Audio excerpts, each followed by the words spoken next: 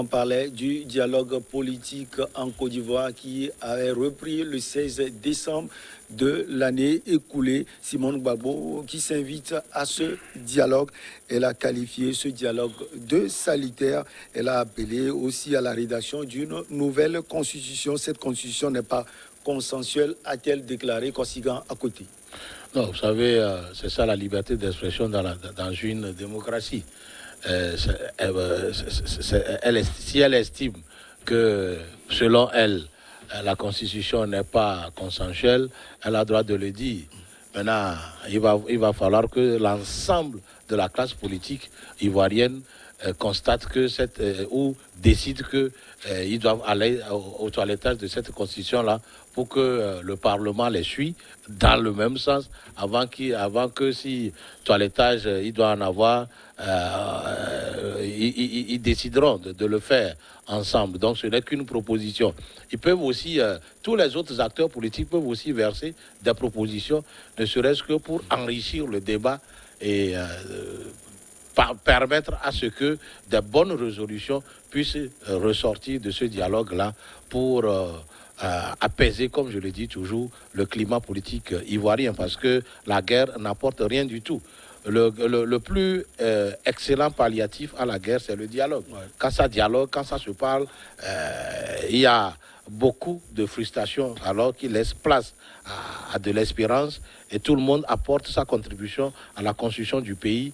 Donc je dis, tout ce que Simone Gbagbo dit ne sont que des propositions.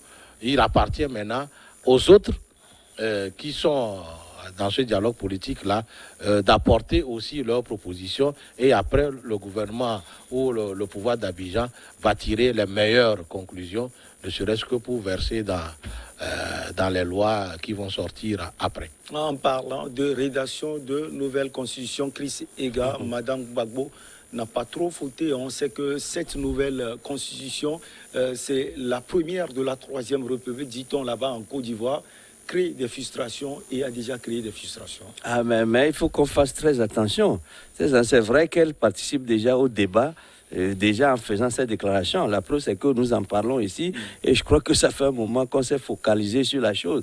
Mais seulement si on faisait une nouvelle constitution aujourd'hui en Côte d'Ivoire et on passait au référendum pour l'adopter, et c'est comme si on remet encore les compteurs à zéro. Là, ça veut dire que Ouattara peut encore se présenter à un quatrième mandat. Donc si Madame Gbagbo, Simone Gbagbo dit qu'il faut encore revoir cette constitution, il ne faut pas qu'elle oublie que ça peut avoir des conséquences du point de vue électoral. Attendez, on sait déjà qu'après ce mandat, le président Ouattara peut encore se présenter aux élections de 2025 jusqu'à 2030. Alors, par rapport à votre analyse, vous dites... Ça va être encore deux nouveaux mandats. Deux nouveaux mandats. Voilà, parce que c'est justement le toilettage de la Constitution qui a fait que Gbagbo, aujourd'hui, s'est présenté à un troisième mandat. C'est-à-dire, Gbagbo s'était dit, c'est ce qui est redouté, par exemple, au Sénégal, que si jamais Macky Sall se touchait à la Constitution, cela lui donnerait le droit de se présenter. C'est justement ce que les Sénégalais sont en train de combattre aujourd'hui, qu'il ne faut pas qu'il touche au mandat avant la fin touche à la Constitution avant la fin de son deuxième mandat. Maintenant, si Madame Gbagbo, Simone Gbagbo dit qu'on peut toucher encore, pourquoi ne pas laisser le soin à ceux qui vont venir après les élections futures de parler du changement de la Constitution? Est-ce qu'on est obligé de changer cette Constitution-là aujourd'hui? On peut aller aux élections. Je crois que ce n'est pas avec les élections, avec la Constitution qu'on va aux élections. Ce n'est pas la Constitution qui garantit l'efficacité ou bien la propreté d'une élection. C'est plutôt les hommes qui doivent garantir cette propreté-là. Mais si aujourd'hui on dit il faut changer la Constitution avant d'aller aux élections, changer la Constitution voudra dire que Gbagbo, le président Ouattara peut encore faire deux mandats. Je crois que dire qu'il faut changer cette Constitution, moi je ne crois pas que cela soit pertinent, parce qu'avec la Constitution qu'on a aujourd'hui, ce n'est pas c'est le moins de mal.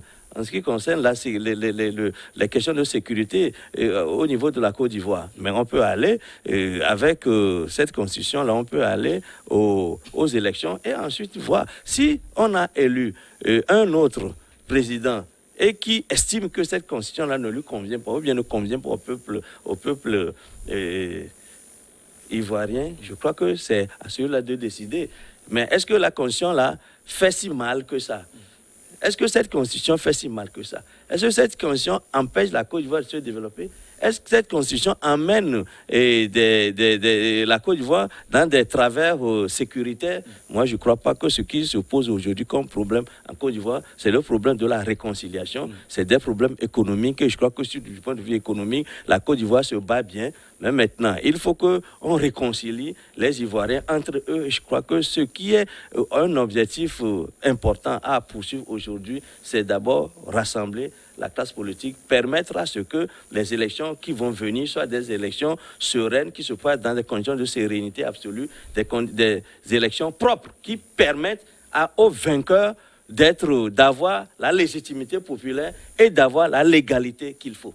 Allez, Voilà. on quitte Abidjan, Korogo, Bouaké, Man et autres, bref, la Côte d'Ivoire. Pour le Togo, on va donc parler de Lomé Kara, Thiévier et autres.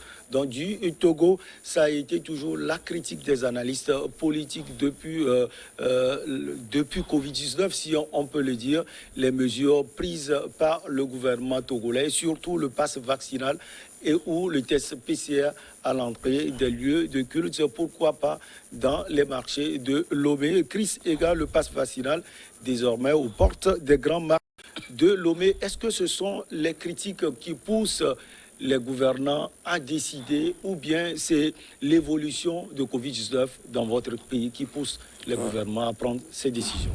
Bon, je crois qu'aujourd'hui, on l'a souvent dit que pourquoi instaurer ce contrôle-là au niveau des églises, sinon fermer souvent les églises et les mosquées et ne pas parler de la chose de la même façon au niveau des marchés. Je crois que ça a été souvent la critique qui a été enregistrée au niveau des responsables des églises et des mosquées. Et les boîtes de nuit, les boutiques, les bars, etc. Que pourquoi ne pas procéder de la même façon avec les marchés? Et souvent, ce qui a été dit, c'est que les marchés sont des lieux ouverts où les effluves ne se partagent pas comme dans les endroits clos.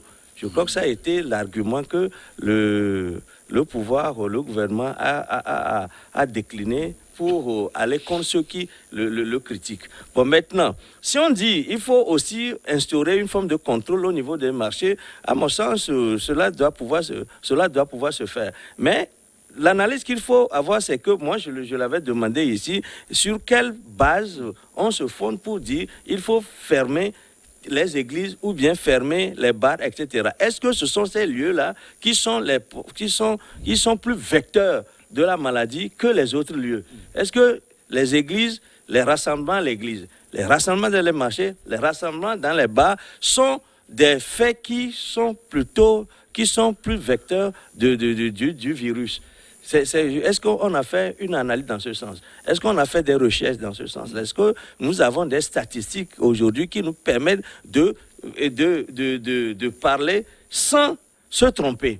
Mais à mon sens, on n'a pas encore, je ne sais pas si vous avez connaissance de ces statistiques-là, et moi je n'en ai pas. Mais aujourd'hui, si on veut qu'il faut le pass vaccinal au niveau des marchés, ça va se faire comment? Vous savez que les marchés, c'est un lieu où les gens se rendent tous les jours. C'est tous les jours. Et l'affluence qu'on constate au niveau des marchés, généralement, c'est une affluence monstre. Ça veut dire que le contrôle va d'abord prendre du temps pour qu'on puisse avoir accès à l'intérieur. Si on commençait à 6 heures, il faut peut-être aller jusqu'à midi pour que certains puissent entrer. Donc, il faut réfléchir aux conditions de Oui, François, ça va être vraiment... Il faut réfléchir sur les conditions de faisabilité même de la chose. Je crois que pour être plus sérieux, c'est qu'il faut faire de la pédagogie, répéter toujours et convaincre les gens pour qu'ils se présentent. Je suis sûr que dans les marchés, beaucoup se sont fait vacciner. Mais maintenant, il faut qu'on voit le nombre de vaccinés par rapport à ceux qui ne sont pas vaccinés. Si le nombre de ceux qui ne sont pas vaccinés est monstre, ça voudra dire que la pédagogie que déploie le gouvernement n'est pas opérationnel, ça ne marche pas. Il faut que ça puisse marcher au niveau des marchés. Maintenant, avant de passer au pass vaccinal, il faut peut-être voir Pourquoi le message ne passe pas au niveau des marchés? Pourquoi les gens sont si réticents au niveau des marchés à aller se faire vacciner volontairement? Je crois que c'est par là plutôt qu'il faut passer et voir ce qui est problème. Et c'est à ce problème-là qu'il faut apporter une solution. Si vous décidez que les gens ne vont pas aller au marché, si jamais ils n'ont pas le texte négatif, mais ils viendront demain, ils viendront après. Est-ce que vous allez faire ces textes-là tous les jours et qui va prendre en charge les frais, les coûts que génèrent ces textes-là? Je crois qu'il y a problème. Il y a problème, et surtout lorsqu'on considère que c'est au marché que les gens vont se chercher la pitance du jour et que les gens qui vivent au jour le jour, le Togo, près de... je ne sais pas, 70%, 60% des gens vivent au jour le jour. C'est le jour même que vous trouvez ce que vous avez à manger, c'est le jour là que vous le cherchez. Et le marché, c'est l'informel. Et le Togo, l'économie du Togo est fondée à plus de 60% ou bien 70% sur l'informel. Donc, perturber cet aspect, les marchés au Togo, c'est courir des risques énormes, pas seulement sanitaires, mais aussi, surtout économiques, parce que les gens ne vont plus pouvoir se présenter chaque jour au marché de façon spontanée. Conséquent, écoutez, selon vous, comment ça va se faire? Je voudrais d'abord dire que sur les stratégies du gouvernement, celle qui consiste à imposer le pass vaccinal dans les églises et puis encore au marché devient de plus en plus exacerbante. Je voudrais m'expliquer. C'est comme le gouvernement cherche où les gens se rassemblent plus et trouvent des moyens pour les forcer, les imposer à se faire vacciner. Ce n'est pas du tout bien. J'ai toujours dit que oui, il faut encourager les gens à prendre le vaccin. Je fus loin des personnalités qui ont dit je ne vais jamais prendre le vaccin. Mais il a suffi un jour que je puisse regarder la télé, comment les gens meurent de cette maladie. Je me suis dit non, il faut me faire vacciner. J'ai encouragé toute ma famille à aller prendre le vaccin. On peut le faire, même mourir aussi. Mais toujours est-il qu'il vaut mieux le faire et mourir après que ne pas du tout le faire. Maintenant, comme l'a dit mon frère Chris Egra, il faut de la pédagogie. Vous savez, empêcher les bonnes femmes, empêcher ceux qui vont au marché pour trouver à manger, d'y avoir accès, c'est créer un énorme problème de plus pour le gouvernement lui-même. Parce que j'ai dit, cette idéologie du Premier ministre qui consiste à forcer les gens pour aller prendre le vaccin, je crois, doit être revu. C'est comme ça, les leaders religieux aussi avaient dit empêcher les gens d'aller remercier ou louer Dieu. C'était Dieu pour eux. Il y a quelque chose que le grand frère Chris Egra a dit qui est très important. C'est Ega, ou bien Egra? Oui, c'est Ega. Ega qui a dit, qui est très important. Vous savez, il vaut mieux utiliser la pédagogie que de vouloir contraindre les gens. C'est-à-dire, avec combien de temps vous pouvez contrôler tous ceux qui ont accès au marché?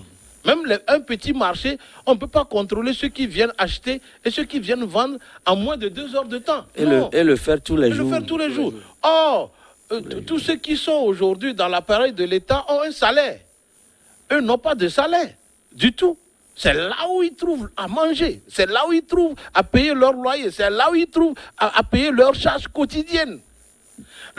Les empêcher à cause de passes vaccinales. Ce n'est pas parce qu'en Europe, on demande des passes vaccinales avant d'avoir accès au supermarché qu'on doit amener ça au Togo. Non. Vous voulez dire qu'on copie, que vous copiez? Oui, il y a trop de copies-collées. Vous savez, surtout en France, vous le dites. Ah oui, surtout en France. Les gens copient malencontreusement beaucoup de choses. Et or, c'est 2 réalités différentes.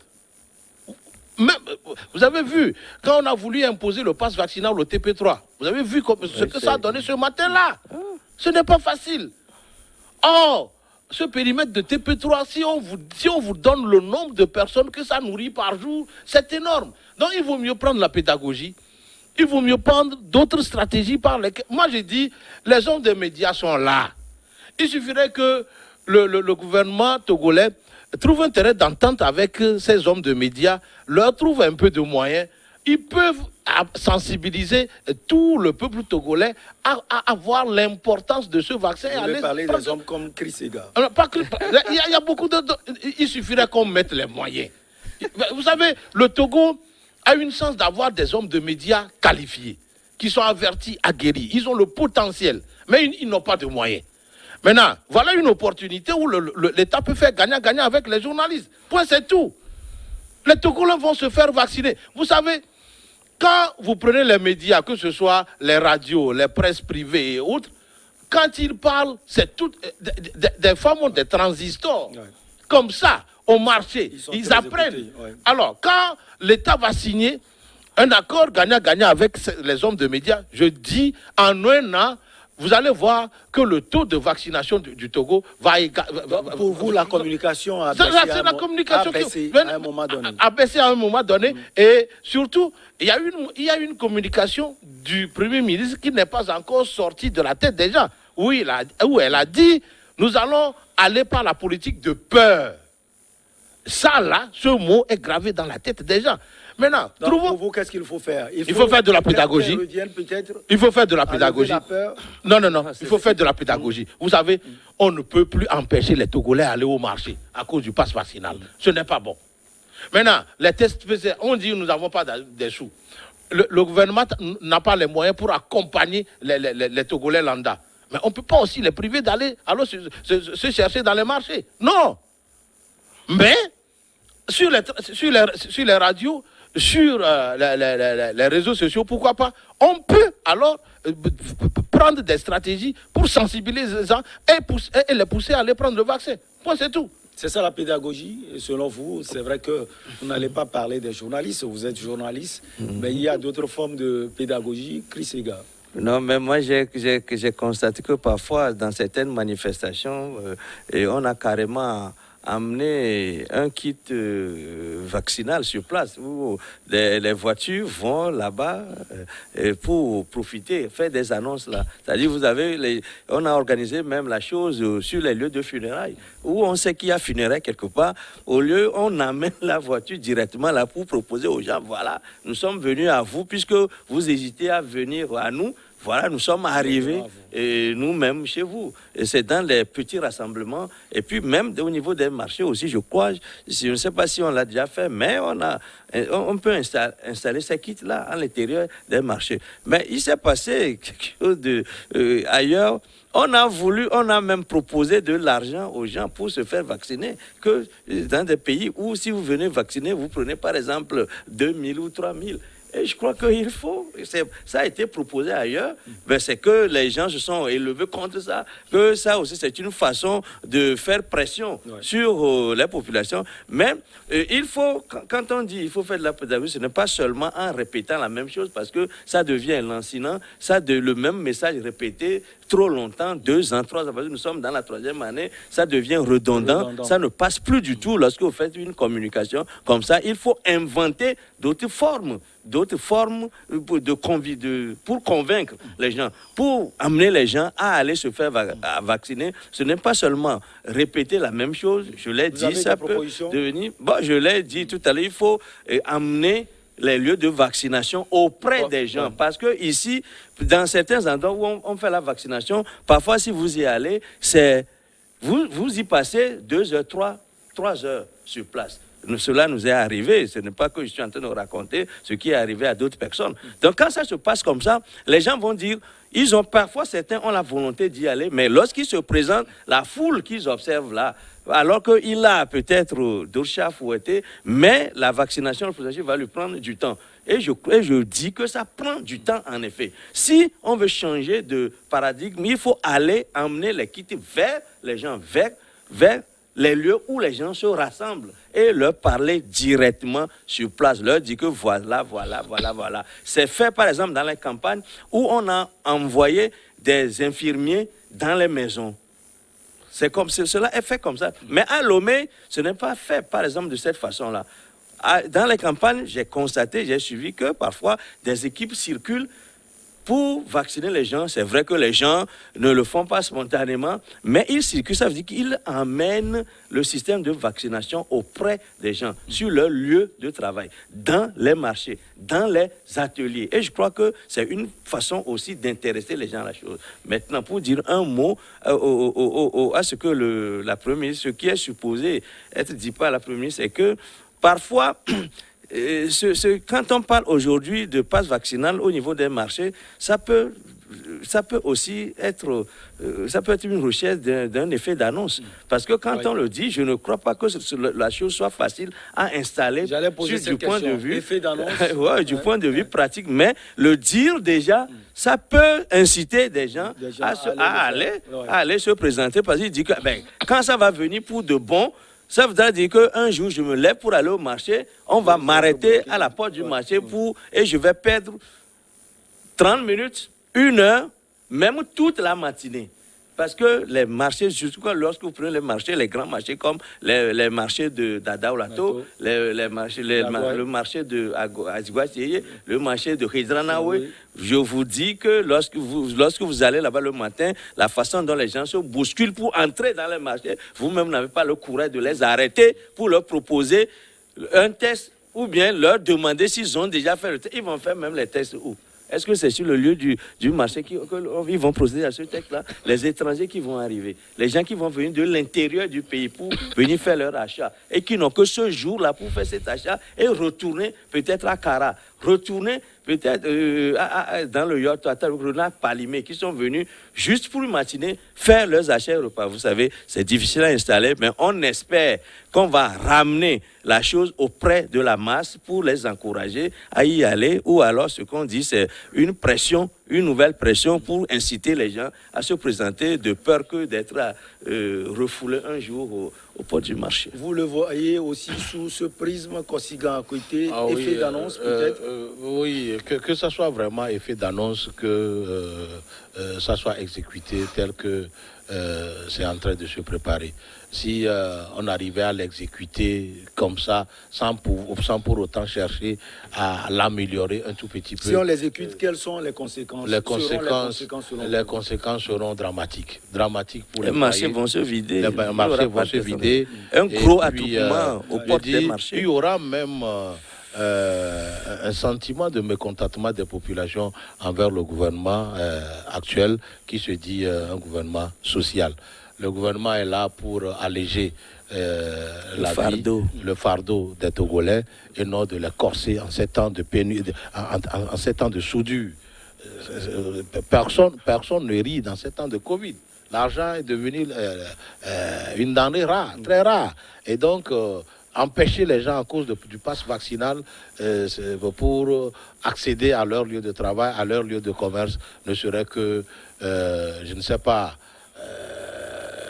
beaucoup d'amertume de trop et non souhaitable pour notre pays. Aussi, cela dit, je voudrais aussi appeler les entreprises qui gagnent les marchés de nos mairies et des marchés des ministères, surtout dans le reprofilage des voies non bitumées dans nos préfectures. La fois dernière, j'ai constaté quelque chose qui se fait sur la route qui quitte la gendarmerie de Tablibo, le commissariat de Tablibo pour Boto. Si ce travail va continuer comme ça, il faudrait que l'État tape du poing sur la table. Il est une chose de gagner les marchés, il est aussi une autre chose de bien les exécuter. Quand vous voyez d'abord la forme et puis les doses de ciment que les gens ont pris pour faire les caniveaux, ça laisse à désirer. Ces caniveaux, je ne peux pas résister à la première pluie même. Et je me dis, si le caniveau qui devait permettre à envoyer, à préserver la route des méfaits des eaux fluviales, si ces caniveaux ne sont pas bien faits, comment ce serait de l'argent perdu. Les collectivités locales n'ont pas assez de sous. Les peu qu'ils ont, qu'ils veulent utiliser pour alléger la vie de nos populations, il faudrait que les entreprises de BTP qui gagnent ces marchés-là soient conscientes et fassent un travail patriotique, un travail bon qui répond à l'aspiration profonde de cette mairie-là, qui veut aider les gens, qui veut préserver nos voies. Moi, j'ai vu des caniveaux, ce ne sont même pas des caniveaux, quand vous voyez la dimension. Hein? Mais oui, c'est-à-dire, ce n'est pas bon. Non, oui, ce n'est pas bon. Vous savez, Aujourd'hui, les gens disent les mairies ne font rien, les mairies ne font rien. Mais quand une mairie prend un peu de sous, qu'il collecte, et pas d'abord de nos populations, plus peut-être les subventions de l'État, et les mettre à disposition d'une entreprise pour faire une voie, il faudrait que cette voie-là soit bien faite. Je voudrais alors lancer ces appels à ces entreprises de BTP qui gagnent des marchés chez les mairies, mais qui les exécutent mal. Ce n'est pas bon. Chris Ega, quand on revient au sujet du jour, Togo passe vaccinal aux portes des marchés du Grand Lomé. Pourquoi du Grand Lomé? On n'a pas parlé pour le moment de l'intérieur du pays, le marché de Kara. Oui, je crois que c'est une initiative pilote. C'est-à-dire, on va essayer quelque part et si ça marche bien, on va étendre la chose à d'autres lieux. Je crois que Lomé servira, le Grand Lomé servira grandeur nature à initier le projet, à le piloter pour voir quelles en sont les conséquences et surtout, et aussi les conditions de faisabilité. Est-ce que la chose même est faisable? D'abord, on va essayer ça et bon, on se dit qu'on n'ira pas jusqu'à ce point quand même. On espère que le fait de le dire déjà peut servir à corriger beaucoup de choses. Le fait même de le dire, de l'annoncer, peut servir déjà à inciter les gens à se préparer pour ne pas connaître les travers des attroupements là qu'on va observer si justement on passait à l'aspect faisabilité. Mais je crois que quand on dit Grand Lomé, c'est vrai, ce n'est pas la première fois qu'on initie un projet, un projet qui se cantonne au niveau du Grand Lomé. Et l'initiative, c'est une initiative pilote qui permet de mesurer la chose, les conditions de faisabilité, de voir si ça n'a pas de conséquences trop dommageables autant pour l'État que pour la population. On va l'essayer ici. Vous voyez, si jamais cela marchait, on va l'étendre au marché de l'intérieur. Mais moi, je me dis qu'on aurait pu même plutôt essayer la chose ailleurs, dans un marché, au niveau d'un marché plus petit que les marchés du Grand Lomé. Parce que c'est à Lomé qu'on trouve les plus grands marchés. On en a cité 3 tout à l'heure. Moi, à mon sens, on aurait pu prendre le chemin inverse. En installant la chose ailleurs dans un marché relativement petit, et puis on peut passer ensuite crescendo pour aller vers les plus grands marchés. Mais dire qu'on va quitter des grands marchés pour aller vers les petits marchés, je crois que ça. Mais n'empêche, si cela peut être fait, que cela soit fait. Bon, ce que moi je conseille, si tel est le cas qu'on doit le faire, qu'on essaie la chose au niveau des petits marchés pour voir l'effet que ça fait. Ben, s'il est le temps, si tel est le cas que nous sommes en train de partir, je voudrais envoyer un petit bonsoir à mon frère qui nous suit en ce moment, monsieur Michel Koupogbe, depuis Direcport d'Agbeneva. Voilà. Merci beaucoup à vous, Chris Ega. C'est toujours un plaisir de vous avoir sur ce plateau. Vous êtes journaliste, directeur de publication de Express Info. Merci également à Kossigan. Oui, je voudrais envoyer nos salutations, moi et de Chris Ega à Francisco Napokura. Oui, c'est ce que j'allais faire. Voilà. Pensée spéciale à vous, Francisco Napokura. Il est pris aujourd'hui, alors président de l'Alliance Jeunesse Développement. Merci beaucoup. Merci à vous. Merci également à vous. On se retrouve la prochaine fois, toujours avec le même plaisir, notre credo, vous servir. À très bientôt.